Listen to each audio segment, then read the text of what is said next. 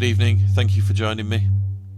You could have picked any YouTube channel that tells nicer stories than this one, but no, you keep coming back every week for something a bit more grim and nasty, and I'm proud of you for that. So tonight's story is a story called Acid Test, and it's by Margot Arnold. It was exactly 3 months after she murdered her husband that Mrs. Waddell decided that she really ought to do something about the body. It had been such an enjoyable experience not having Mr. Waddell around that time somehow just slipped by. And now she had only 3 months left before her period of safety was up. This 6-month breathing spell was supposedly the duration of her late Herbert's fact-finding tour in South America, for he was a freelance writer of unenviable reputation but enviable sales. And when he didn't show up, brimful of facts and only too eager to recount the most scurrilous of them, she was quite sure that questions would be asked by some right-minded busybody. And this would be a great nuisance, she reflected, if not downright dangerous. Anyway, she'd begun to think about that nice deep hole in the cellar full of quicklime. Quicklime and Herbert. It was, to say the least, a little trite, in view of all the more complicated methods propounded by the crime fiction she'd absorbed since her own successful sally into the field.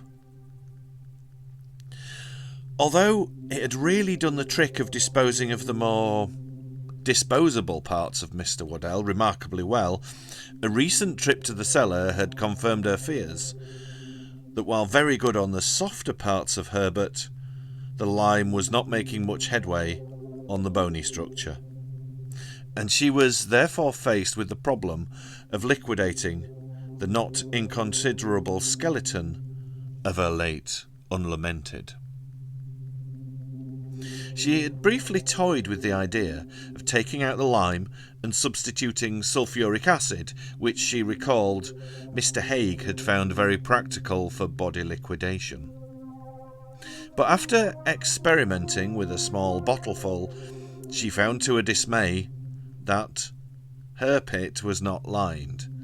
The acid just sank out of sight in no time at all. And on further reflection, she could see that a procession of large carboys, full of sulphuric acid, coming into the house might occasion a flurry of interest among her generally torpid neighbours. She was still searching diligently through the crime section of the public library for a really bright idea, when a feature article in the local paper handed her the solution on a plate, or to be exact, a deep dish.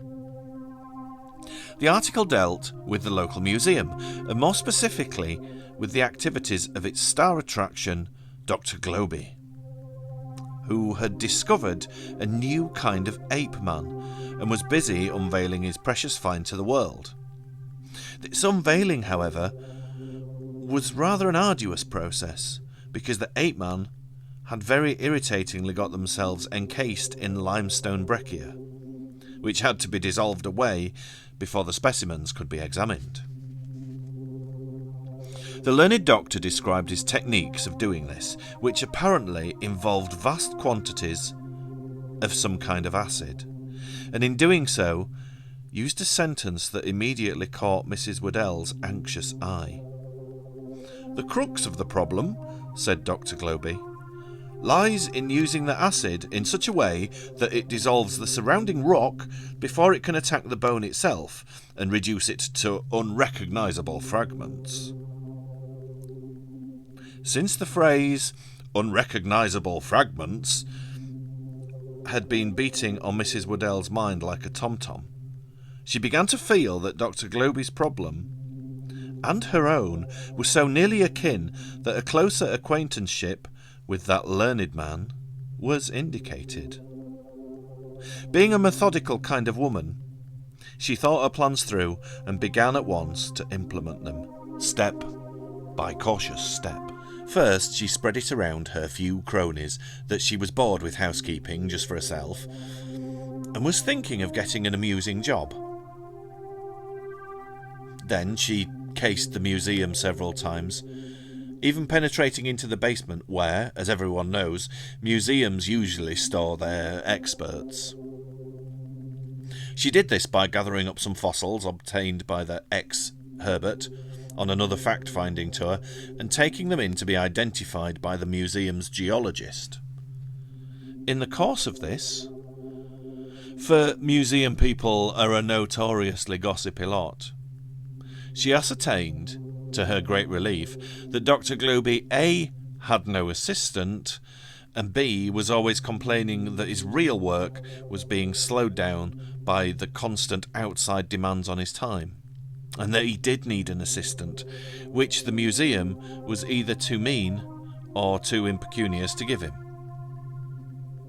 Feeling definitely more at ease with this knowledge under a stylish hat, Mrs. Waddell hastily perused a few tomes on paleontology and archaeology, picking out the terms she felt might come in handy, and armed with these and a copy of the newspaper article, sallied forth to see Dr. Glooby. The doctor turned out to be little, old, and extremely fat, peering myopically through double-lensed spectacles, under a remarkable thatch of white straw-like hair, that gave him the air of an intelligent Yorkshire Terrier.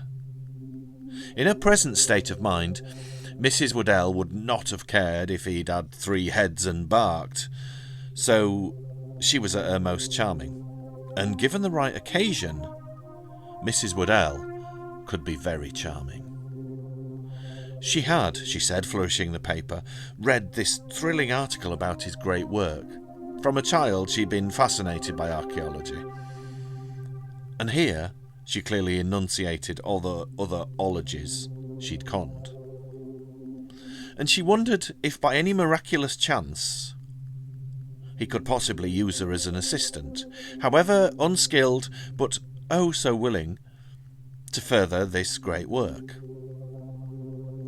Before he could open his mouth to say he had no money to pay one, she hurried on to say that, of course, she would like to earn just a little pin money, but it was really the thrill of working for such an eminent scientist on things of such great import that mattered the most. Mrs. Waddell, who was extremely handsome in a Snow Queen kind of way, had dressed for the interview in what she mentally termed her sexily unobtrusive style, and she thought that from the outset she'd caught a gleam of non-scientific interest in the beady eyes behind the double lenses. She felt a pang of pique. Nonetheless, when the interest seemed redoubled after she'd mentioned that she was not interested in the money, but she ploughed gamely on in the same vein. After she'd finished a little speech, a trifle breathless from anxiety and all those long words, Dr. Glooby erupted into a series of alarming throat clearings and snufflings, which made her wonder if he was having a fit. However, he eventually managed to get his gears meshed and rolled on pontifically. He would be delighted to have such a charming and interested person working with him. That he was not sure she realised how long and tedious the work would be, but that he didn't doubt that sufficient funds could be found to give her a small salary for at least a few months, and if she was still interested, would she like to see the laboratory and discuss the nature of his work? Mrs. Waddell said she would be delighted. The door marked, importantly, Paleontological Lab, strictly private, opened into a long, high, narrow room. It was rather like the entrance to an Egyptian tomb, thought Mrs. Waddell, who had absorbed more of her required reading than she realised. On one side, open racks crowded with unappetising hunks of rock, reaching the ceiling. On the other, a long, narrow bench ran the length of the room, ending in a large, deep-fitted sink with 3 rubber nozzle taps. On the bench sat a series of deep, white porcelain bowls, full of a substance that bubbled murkily and let off a peculiarly powerful smell. Dr. Globey led her to a workbench concealed in a little nook that ran off at right angles to the main room, grabbing a large hunk of rock from the shelves in passing. Out of it stuck a spiky and very tattered-looking bone. The pelvis of an ape-man, confided the doctor, in a hushed and reverent whisper, as he commenced to demonstrate his technique. Mrs. Waddell listened with an absorption that did justice to the build-up she'd given herself, particularly when she started the practical demonstration. First, squeaked the doctor, the bone in the specimen had to be painted with many coats of glyptal and allowed to dry. Then a final thicker coating was applied. When this had dried, the specimen was ready for the bath in the acetic acid solution. It was kept in the acid until it had stopped bubbling, then washed off in running water, sometimes for days, and then the whole business was repeated until the bone was completely free of the rock. "What if the glyptal was not put on the bone?" Mrs. Waddell inquired faintly. "Then, poof," Dr. Globey replied, gesturing wildly. "The bone would dissolve into unrecognisable fragments in 24 hours. Mrs. Waddell gave a satisfied sigh. "How very fascinating," she said softly. 2 days later, Mrs. Waddell, resplendent in a white lab coat that practically swept the floor, "To protect your pretty clothes," said Dr. Globey skittishly. "And thick rubber gloves. To protect those dainty hands," said he, even more skittishly, began as a full-time lab assistant on a minuscule salary and a 6-month contract. For the first week, she concentrated on proving to him what a first-rate bone-getter-outer she was. He tended to hover anxiously at first, but when all her specimens survived, he was lulled into a sense of security. And at the beginning of the second week, his visits tended to be more for social than business purposes. So, on the Wednesday of the second week, Mrs. Waddell having paid a visit to the cellar the previous evening, the first bits of Mr. Waddell journeyed to the museum in his widow's fashionable and very commodious handbag, and were deposited, unglyptalized, beneath the specimens bubbling happily in their bath. On Thursday, the first fragments of Mr. Waddell were duly washed down the drain with great thoroughness. This process was repeated with increasing tempo, for time was running short. Starting with 10 acid baths, Mrs. Waddell gradually worked up to 40, and as the ape-man came out gleaming white and whole, so Mr. Waddell departed, soggy, grey, and unrecognisable, down into the sewers. The process was not without its alarms. Dr. Globey would occasionally appear, squint myopically into some of the bowls, and poke at the murky, bubbling breccia, under which a piece of Herbert was lurking. But she invariably managed to distract him with some well-aimed query, and he would depart unsuspecting, with a fond squeeze, or, on more light-hearted days, a fond pinch. There was one terrible day when he arrived while she was coating a piece of ancient jawbone, and said absently, "Don't bother coating the teeth, the acid doesn't attack them." She'd literally gone stone cold, for Herbert had a very fine set of teeth, rather like a horse's, she'd always thought, and the idea of being stuck with 32 of those shining headstones made her blood run cold. That difficulty was solved before the day was out. Dr. Globey, seeing her trying to fit a particularly large lump of rock into a bowl, had taken it out of her hands with a maniacal giggle and beckoned her mysteriously to follow him. "This is where we cheat a little," he gasped between giggles. "I know we should preserve all the microfaunal material in the rock, but with the acid being such a price and equipment being so limited, I do this occasionally." He led her to what looked like a medieval instrument of torture. "This is a press used for the preparation of geological specimens. If you put the rock in carefully and clamp it down, you can crush off all the bits of limestone except that around the bone itself. See? And he expertly nipped off a few inches, as easily as cutting a dead flower off a stalk. Will it work on small rocks too? Mrs. Waddell asked hopefully. Oh, anything at all. Crushes it to powder if you wish, was the gleeful reply.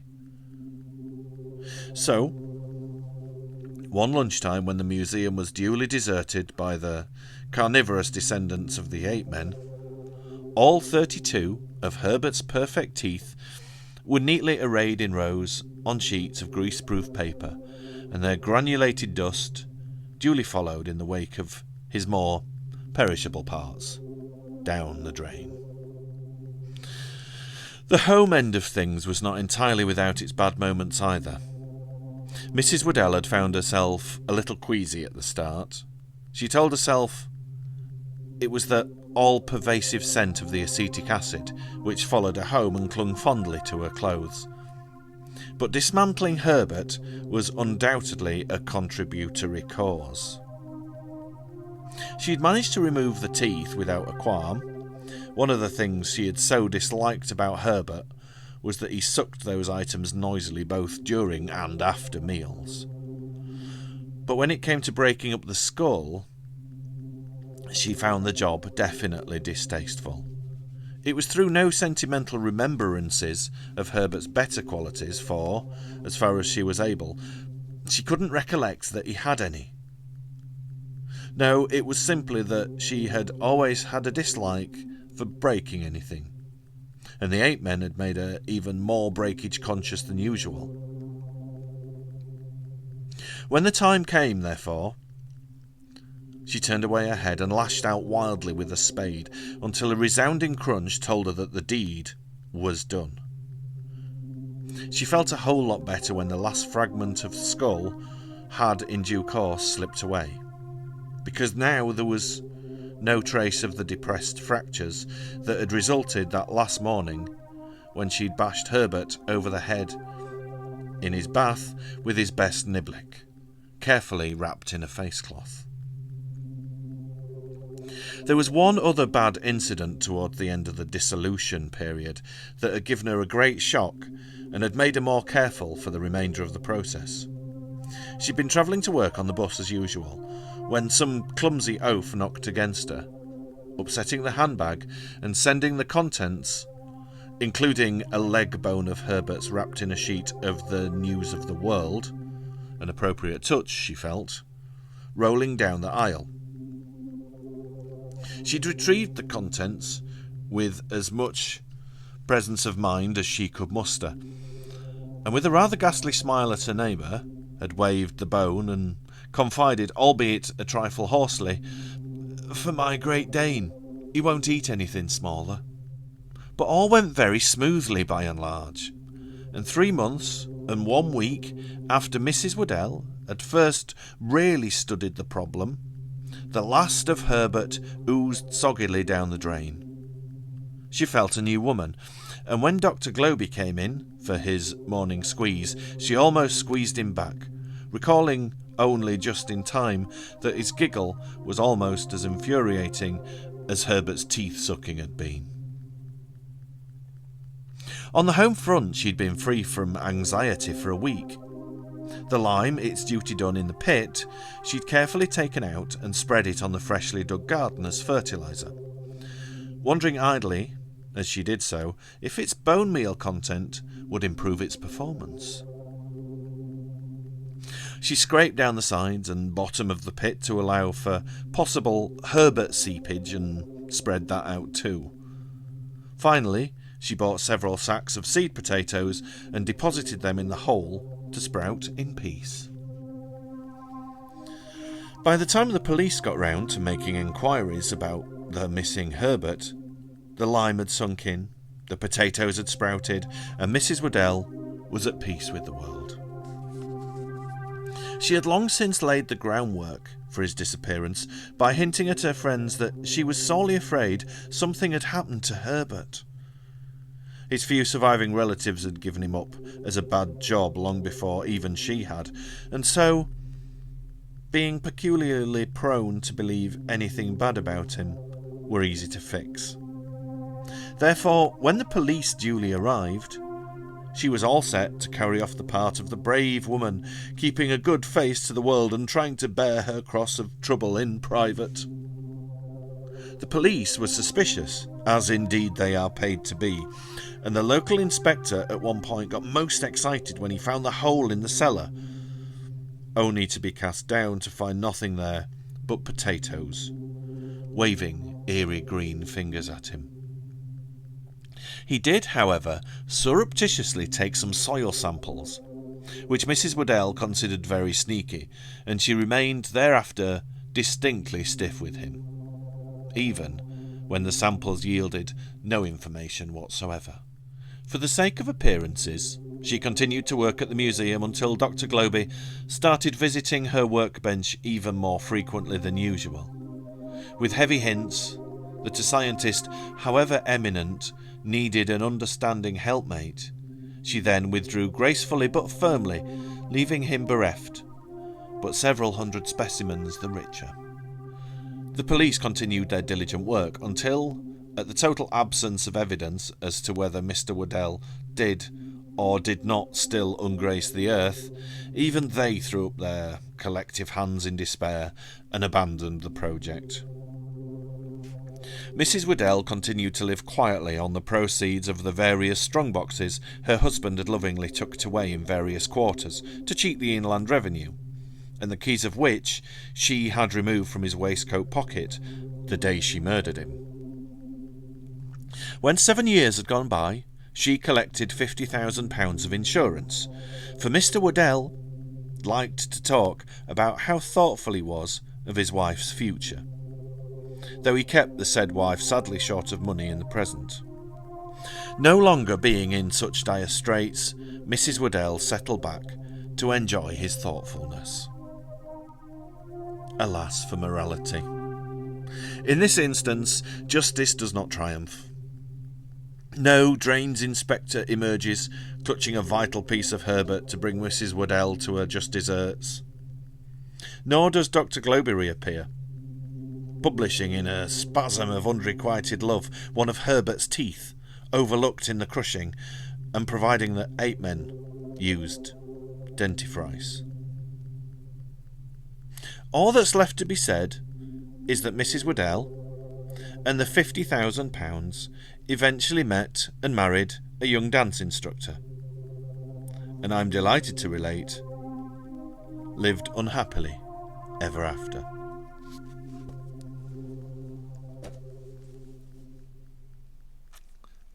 Sometimes there is no big comeuppance. So thank you for joining me. I hope you're all doing okay. It's getting a bit grey in this lockdown, innit? Well, much love to you all, and I will see you next week for something a bit more ghoulish.